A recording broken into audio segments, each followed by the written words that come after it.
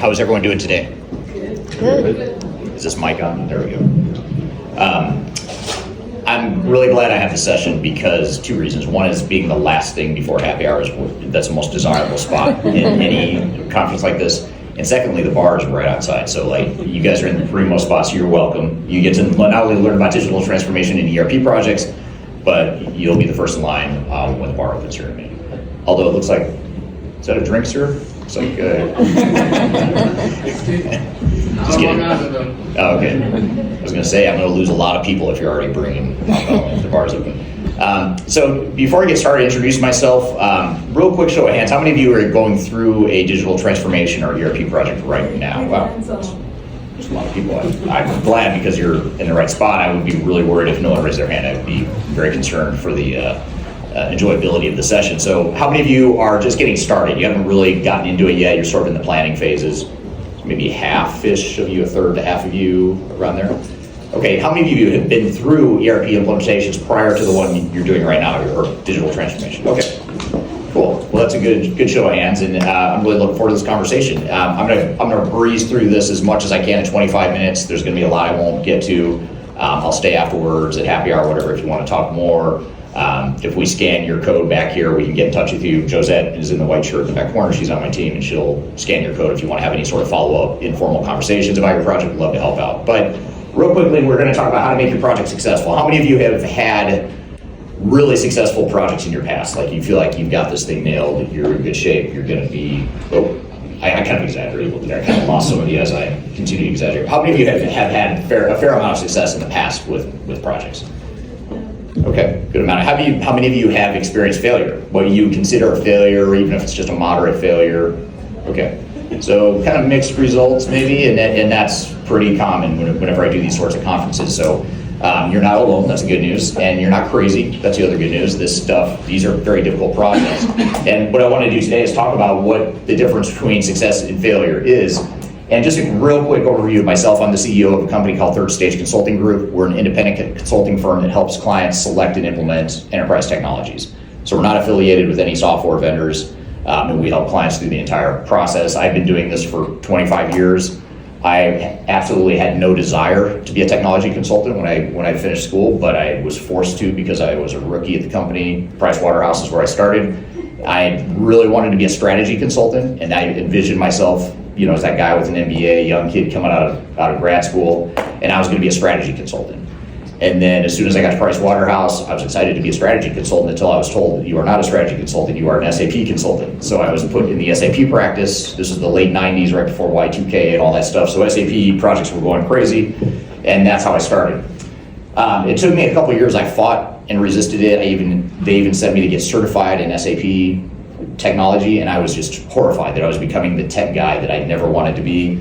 And 25 years later, I'm still doing it, except now I love it. I stopped resisting, actually learned to embrace it, and learned to bring together the strategy knowledge that I had, the supply chain background that I had just from education, and applying technology. So I learned to really love it over time. So I've been doing this for 25 years, but the only thing that I didn't like as I got further in my career is learning and discovering that most, if not all, ERP consultants are affiliated with software vendors. So they're trying to push a certain product, they're drinking the Kool-Aid, that's all they know is one system. And I felt like those biases and that lack of objectivity was really hurting the clients that we were working with. And so I really felt like there was a need to have an independent firm that could help clients through their projects and really represent the clients and represent their best interests. So that's why I started the company. So we do a lot of digital strategy, software selection, we do implementation program management, a lot of different services. Change management is a big part of what we do. We also do expert witness work. So I've been involved with close to 50 different lawsuits where the lawyers have hired us to testify in court and write reports and analyze what went wrong in failures. And that's really important because we learn so much from the train wreck. So those of you that have struggled with projects in the past or failed in the past, I think, if I'm going to speculate, I think you probably have some good battle wounds to make you better the next time around. The client I'm most afraid of whenever we go into this project are the ones that have never been through a project, the team's never been through a transformation. We can talk all day about all these slides I'm going to go through here today, but unless you've been through it before, it's really hard to convince people and help them understand how difficult this stuff can be, because I think a lot of times people think that it's just a simple lift and shift and we're just replacing technology. How hard can it be? The bad news is it can be difficult, but the good news is it's not rocket science to figure it out. So that's a lot of where our lessons come from. And our company, as I mentioned, is ThirdStage Consulting. We have close to 100 people. We're based in Denver, Colorado. We have offices in EMEA and Asia Pacific as well. We tend to focus on some of the services I already mentioned, software selection all the way through implementation, including program management, change management, and process improvement. I'm happy to share these slides with anyone, by the way, so just get scanned on your way out. I'll share these slides with you, especially the stuff that I end up having to gloss over a little bit. So one of the booklets, actually, we're handing out at our booth, so we're one of the sponsors here, and we have an exhibit area, and we're handing out a little booklet called Lessons from 1,000 ERP Implementations. And what we did is we took all the lessons from all the clients that we worked with, not only at ThirdStage so far, but even in my career earlier. The previous company that I had started and run for 13 years, we did hundreds of projects there as well. And we took those lessons and distilled it down to 20 lessons. And that's what I'm going to talk about here today at a high level. But I encourage you to get that book from Josette in the back. If she'll scan you, and you can have the book. It's a free download off our website. But I'm going to summarize some of what you'll find in that book here. And the name ThirdStage is important because it's a metaphor for digital transformations, and ThirdStage is a rocket launch metaphor. So when before Elon Musk and Jeff Bezos kind of screwed up my metaphor here with newer technologies on rocket launches, it used to be the two boosters would get the rocket into space. The third stage launch is what would get the rocket into orbit. And I like the metaphor because that's a lot like what digital transformations are. They're a journey, they're risky, you're fighting inertia and gravity, and there's a lot you've got to overcome to be successful. But the good news is that it's not rocket science. Despite the metaphor, it is not rocket science. It's not complicated what it takes to be successful. It just takes objectivity, it takes open eyes, and a sense of realism to make these projects successful, and that's what we're going to talk about here today. So most clients get stuck in the first or second stage, never get to the third stage, and that's why we call ourselves ThirdStage Consulting, because our whole goal, no matter where the client is in their journey, our whole goal is to help them reach that third stage of success. This is an eye chart. I don't expect you to read it. I'm not going to read it to you, but one of the first things that we always encourage our clients to do is determine what exactly it is you're trying to accomplish. One of the most concerning things we hear from clients is when we go in and one of the first things we ask is, why are you doing this project? And one of the things that worries me is when I hear a client say, well, because we have to. And I'll say, why do you have to? Because SAP told us we have to be off ECC by 2027, or Microsoft Dynamics, or Microsoft is forcing us onto D365, or we've just completely outgrown our system, we need new technology. Those are all fair reasons, but that can't be the only reason why you go through transformation. And it's really important, in my opinion, in our opinion, to really figure out who you are as an organization, what it is you're trying to accomplish, and then create a digital strategy and roadmap that's based on that.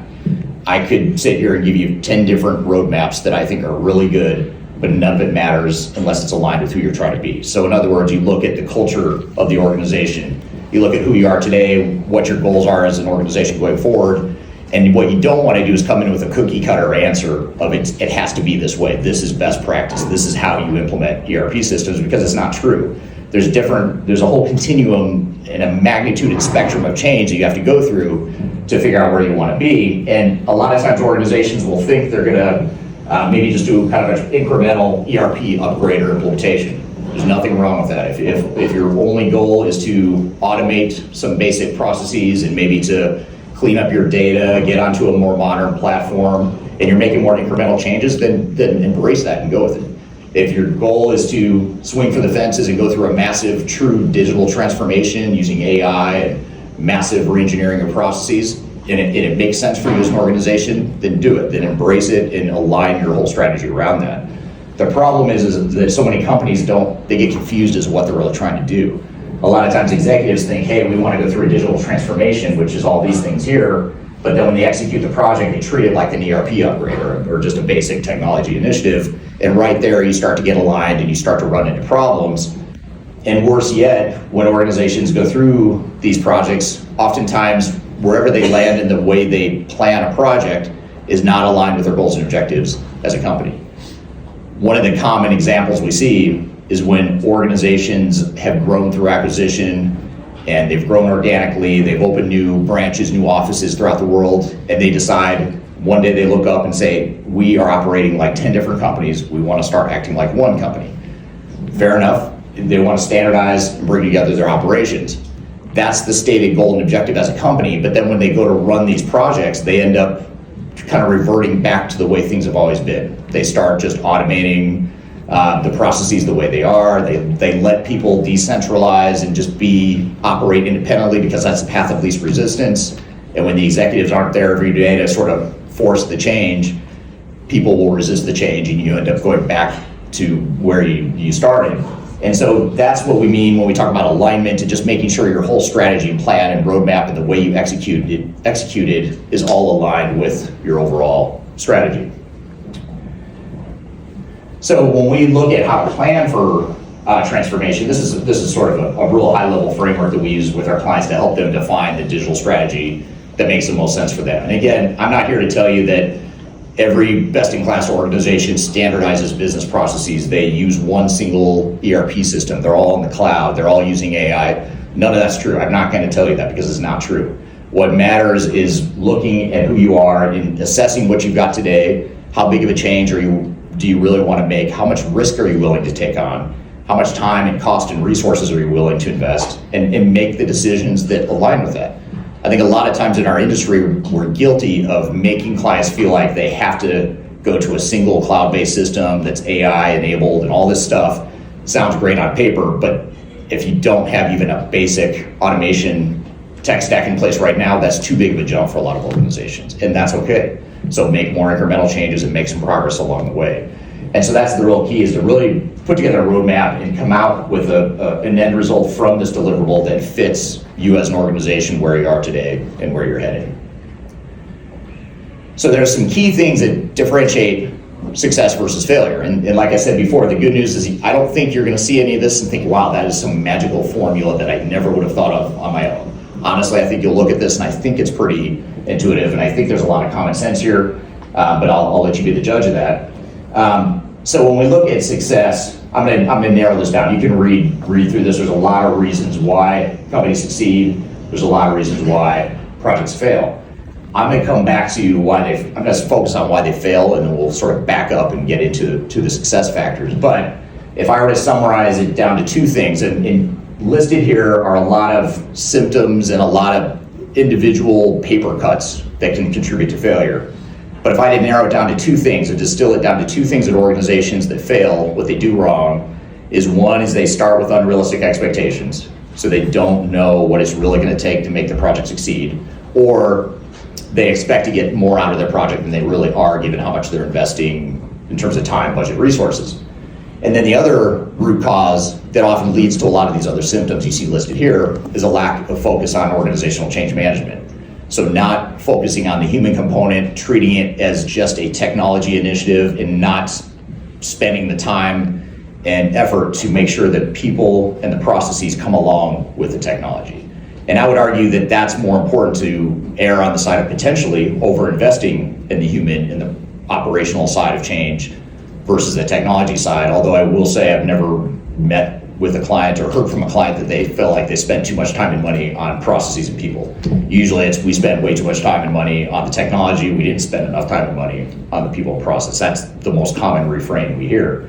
So if you're gonna do two things, you're gonna walk away and hit the bar after this and remember two things after this, and that is realistic expectations and change management are the two things you can do to ensure that you're successful. That doesn't solve all your problems, but at least gives you a foundation and a chance to succeed. If you don't have those two things, all these other symptoms start to add up and it starts to snowball, and that's how projects tend to get out of control and spiral out of control.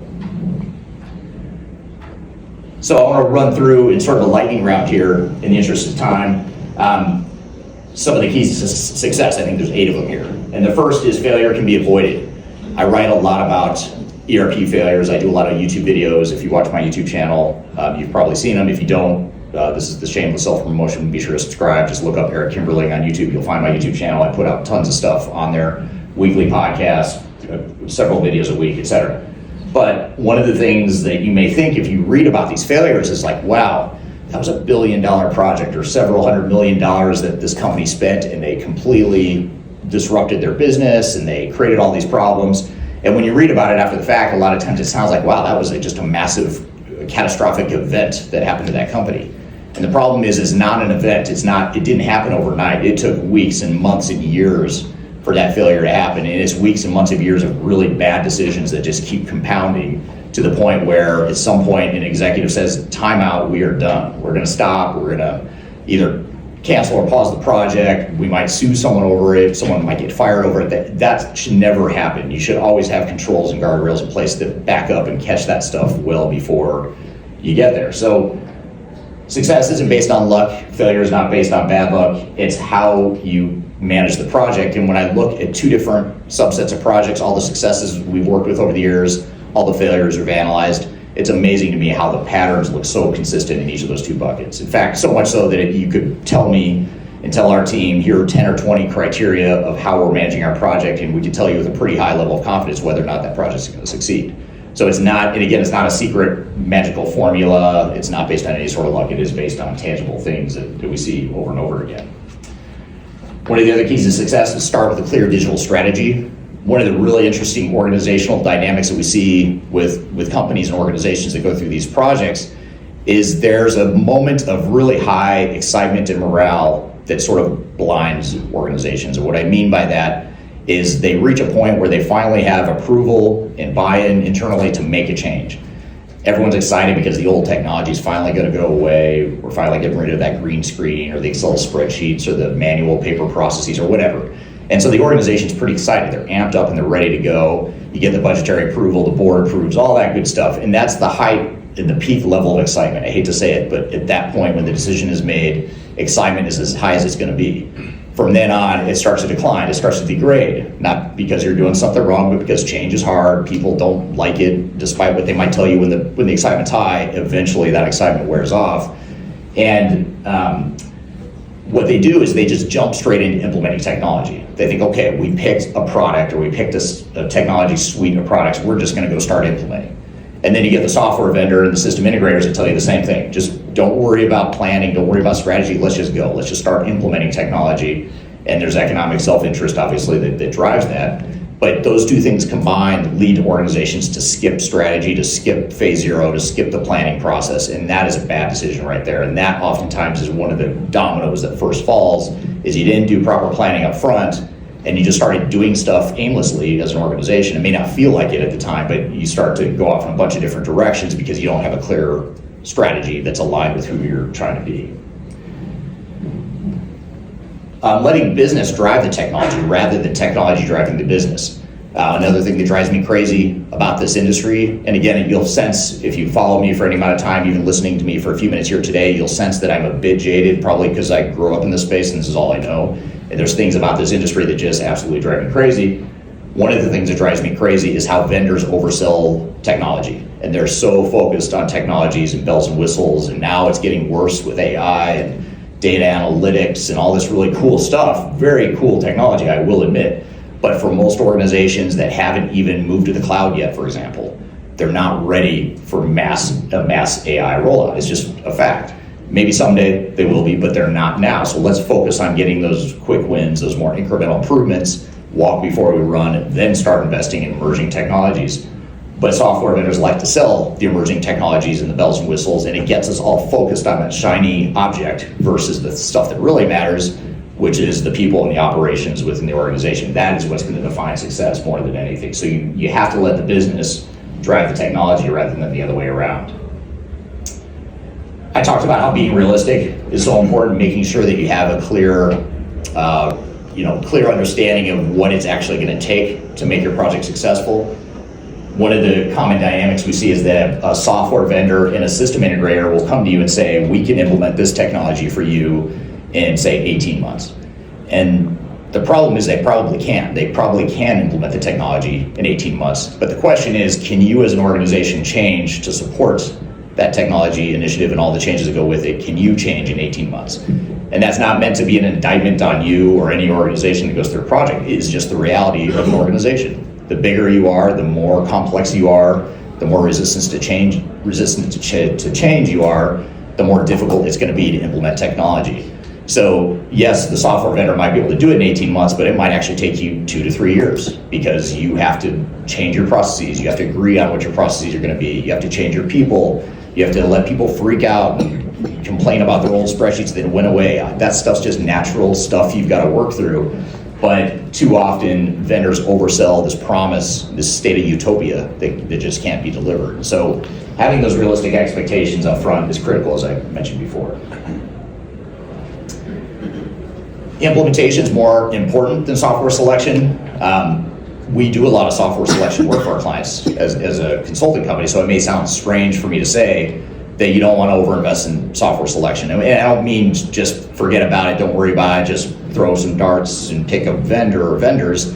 What I am saying though is you get a point of diminishing returns. You're gonna reach a point where you're likely to get into analysis paralysis because you're not gonna find that perfect solution that satisfies every person within your organization. And at some point you have to make an educated decision and say, we're 80, we're 90% of the way there. Yes, there's 10 or 15% capability that we're not getting that we wish we had or we hope to get out of the software.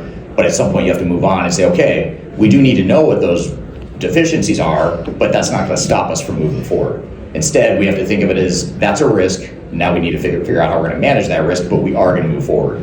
And for example, if you're choosing a single ERP system for your digital transformation, your people might be looking for that silver bullet that gives you 100% of what you want and need. You might only find 85 or 90%. That's okay. But know what that 85 or 90% is, or what that 10 or 15% that's missing. You do need to know what that is, because that's where the risk comes from. That's where the complexity comes from.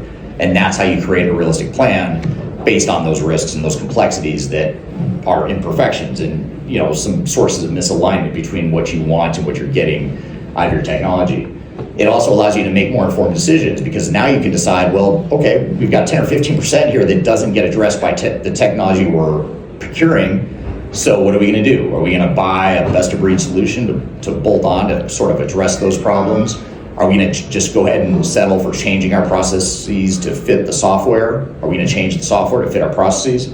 You have a lot of decisions to make, none of which is an ideal answer, by the way. There's no perfect answer, and every decision you make along those lines is going to have a trade-off.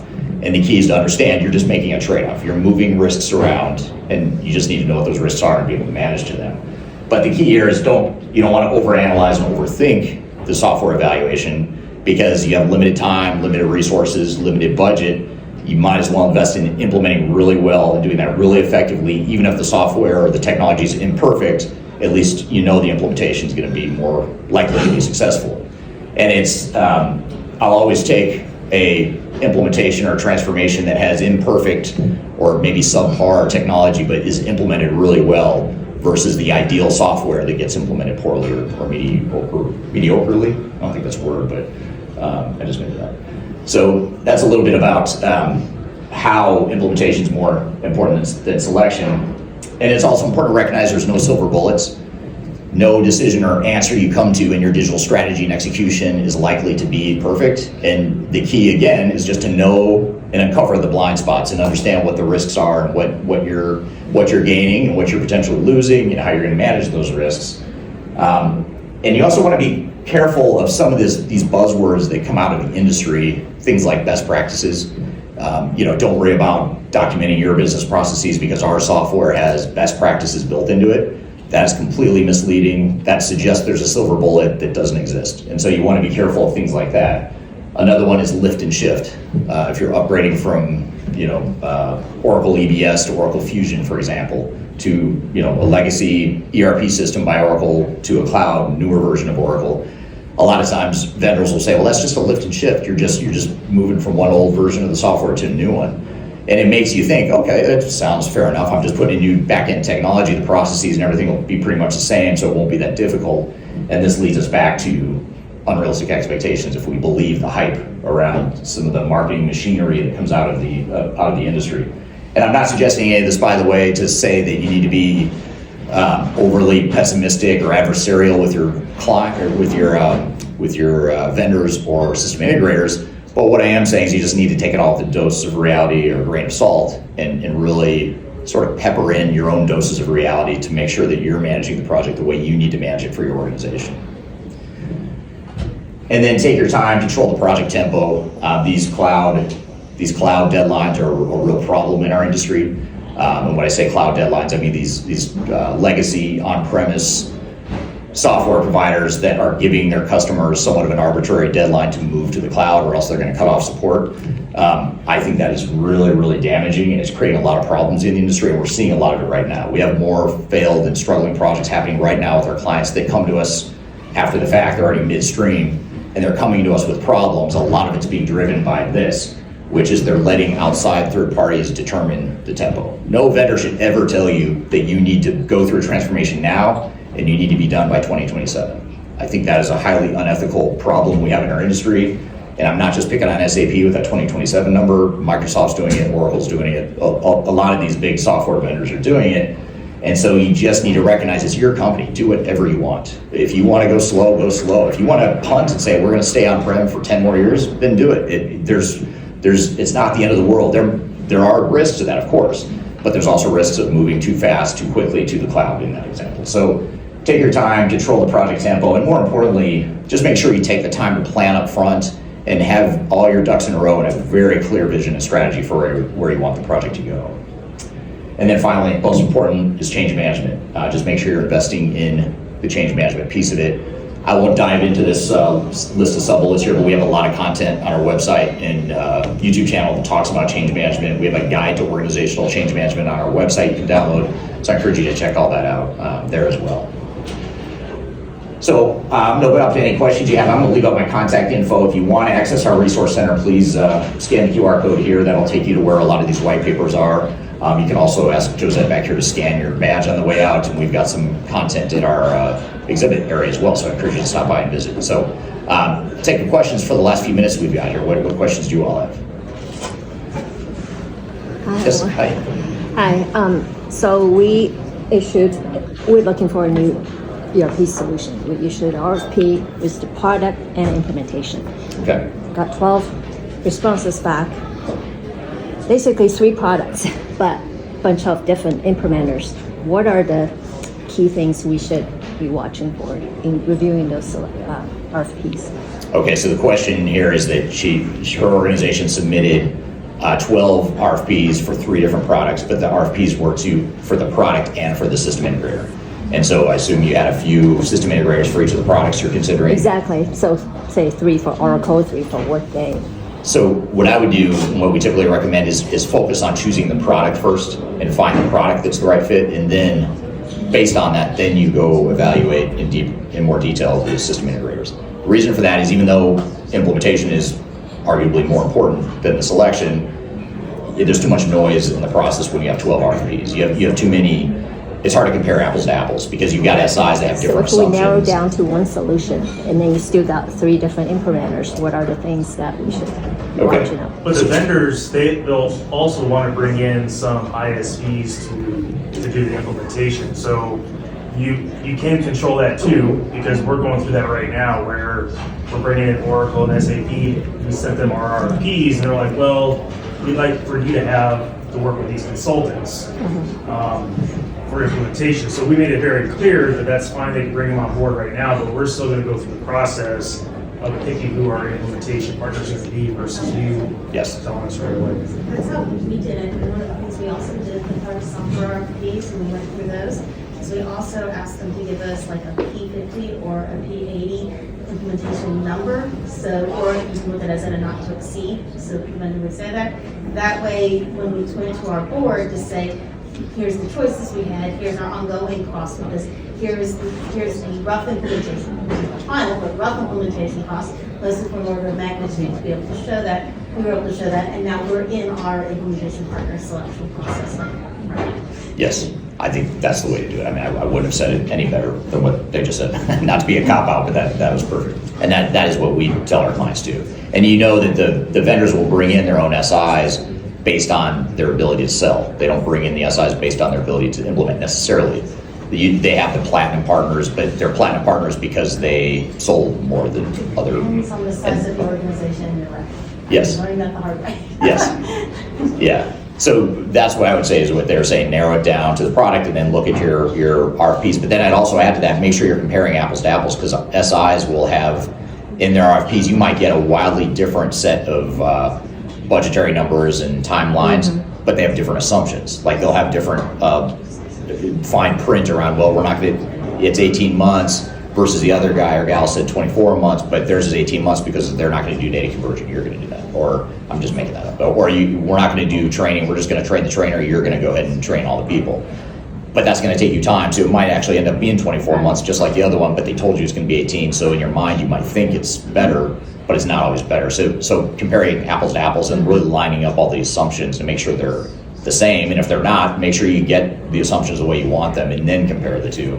So it's kind of a messy process. You can't just look at the RFP that comes back. You have to go drill into it and get revisions based on the apples to apples comparison there. Other questions? Yes? How do you handle leadership when they want a faster return on investment? Great question. How do you handle leadership when they want a faster return on investment? I'm a big believer in options and giving options to leadership. Just a real quick anecdotal story. I'm married. When I married my wife, she had 2 children. I know this sounds nothing like digital transformation, but it does. So I don't have biological kids of my own. She had kids. They were 2 and 5 when we met. I had no idea what I was doing as a parent. So I read this book called Love and Logic. It was about parenting. And when I read it, I was like, okay, this is great for figuring out what the hell I'm about to do as a dad, but because we were engaged at the time. But then I thought, this is like handling executives too. Like, you want it to be a fast and cheap implementation? Okay, you can do that. Here's what it looks like. And here's another option, by the way. You could take a little longer, invest a little bit more than you want, but maybe you get more ROI. Maybe it's a little riskier, but you decide. Like, you are the executive, you decide what you want this to look like. And that way you lay all the risks out in front of them and you show them an objective comparison and you let them decide, because the last thing you want is for you to be the one that decided that and then you get blamed. Whereas here, you're putting it squarely on the executives, and then it forces them to take ownership. They have to take ownership of that at that point. And if they want to pivot or whatever, then they can. But that way, you're ensuring that you're at least getting their decision. Now, a lot of times what they'll do is they say, well, that's not what I said. I want it fast and cheap, and I want a really high ROI. You can't. I mean, it's just not possible. So again, here are your 2 options, your 3 options, whatever. Let's figure out together which one we're going to do. Other questions, thoughts, comments? All right, well, thank you for your time. I'm going to hang out here. I'll be around. Be sure to talk to Zed if you want to get scanned or chat afterwards. Happy to have an informal conversation with you guys. So thank you very much.